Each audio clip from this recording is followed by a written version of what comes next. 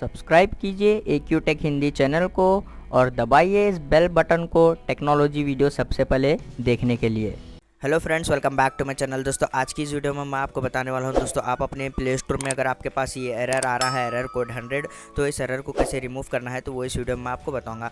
दोस्तों आप जो है अपने फ़ोन में सबसे पहले सेटिंग को ओपन कर लेने के बाद जो है आप अपने फ़ोन में डेट एंड टाइम को जो है चेक कर लीजिए करेक्ट है या नहीं। फिर आप अपने फ़ोन में डेट एंड टाइम में जाने के बाद दोस्तों आपको जो है ऑटोमेटिक डेट एंड टाइम ये ऑप्शन जो है आपको ऑन करना है। उसके बाद जो है आपको ऑटोमेटिक टाइम जोन को भी जो है ऑन करना है। फिर आपको अपने फ़ोन की सेटिंग में जाने के बाद यहाँ पर इंस्टॉल्ड ऐप में जाना है।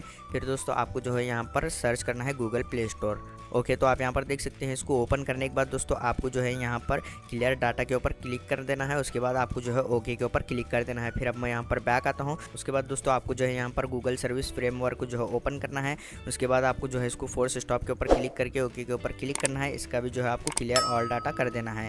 फिर आप ओके के ऊपर क्लिक करने के बाद यहाँ पर बैक आने के बाद जो है आप अपनी जीमेल को जो है एक बार रिमूव कर दीजिए। तो अब मैं यहाँ पर अपनी जीमेल को जो है रिमूव अकाउंट के ऊपर क्लिक करके रिमूव अकाउंट के ऊपर आपको क्लिक कर देना है। अब आपको अपनी जीमेल रिमूव करने के बाद आपको अपने फ़ोन को एक बार रीस्टार्ट करने के बाद आप अपनी जीमेल फिर से ऐड कीजिए, आपकी प्रॉब्लम जो है सॉल्व हो जाएगी। तो दोस्तों इस तरीके से इस एरर को रिमूव कर सकते हैं आप अपने एंड्रॉइड फ़ोन में से। अगर आपको मेरा वीडियो पसंद आया तो प्लीज़ लाइक करें, शेयर करें और हमारे चैनल को सब्सक्राइब करे बिना मत जाना। मिलते हैं नेक्स्ट वीडियो में।